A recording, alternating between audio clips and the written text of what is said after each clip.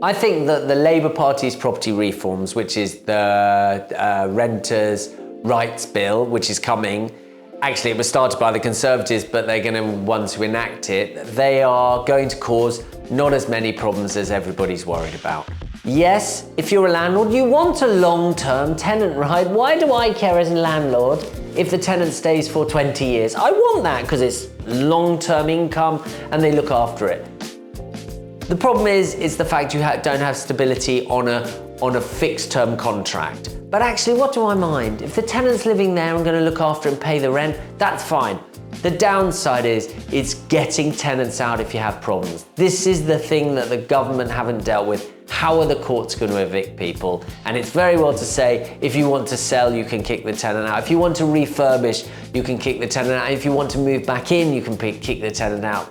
But how long is that going to take? And at the moment, they've not allocated any more money to the court system. And without the court system being better, my view, we should have housing tribunals with not necessarily judges, people from the industry. If they have that, and there's a smooth exit to get people out, if there's a problem or you're following the law, it's no problem. I think that's what needs to be tweaked. And I'm sure they will have to tweak it because they'll end up with lots of problems. But I don't think it's as bad as all that. But I'm a tenant myself, and my landlord has failed to renew my tenancy agreement, so I'm just holding over under the old terms, and I don't know who that benefits. I would say probably me. Labour tinkering with the lettings market is going to have some far-reaching repercussions.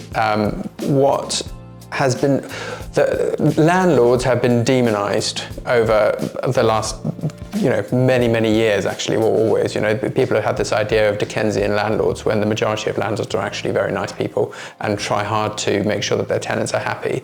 But when you change, for example, getting rid of Section 21, making it harder for landlords to get their properties back if they want to, and making it more difficult to get rid of tenants who, may not be the best tenants, is going to cause landlords to sell up more than they already have been from the previous government, who took away the tax benefits from being able to make it more tax efficient by claiming back mortgage interest and service charges and things like that.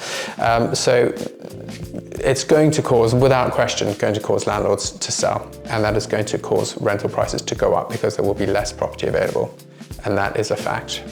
I think it's probably not going to have a huge impact, but the one thing that the Labour Party do need to hurry up with is pass the Leasehold Reform Act, because that's something that has been pending for years, and the market is in a bit of a standstill. If you've got a short lease and you want to buy your lease extension, you're holding out for this legislation to be passed. So I think if the one thing that the Labour Party should really hurry through, it's the Leasehold Reform Act.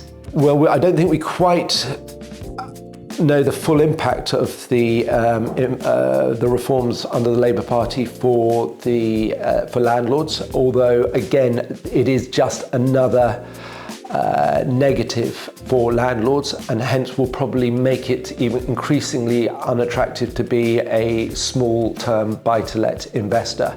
And it is pushing the marketplace towards large-scale landlords who own blocks, which is great, and that's all fine, but where you're in prime residential areas and highly developed areas, it means that where you can't develop new blocks, it's going to actually shrink the supply of rental. So actually a lot of this legislation is going to make the rental market worse.